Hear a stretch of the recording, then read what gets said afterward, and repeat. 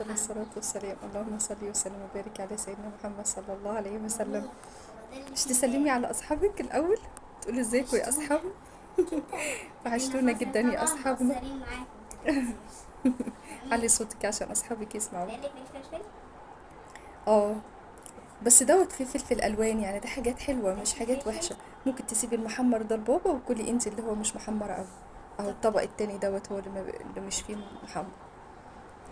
طب انا مش عايزه خضار. حوشي الفلفل يا هو ماما. ده هو ده ده فلفل برجر. ألوان، ده فلفل ألوان يا بيبا، بس والله طعمه حلو، جربيه.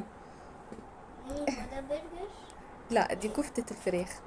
عملناها كده بطريقة حلوة سهلة كنت كده عملت بسيطة لي طبق خالص. من غير خضار يا ماما، بدل التعذيب ده.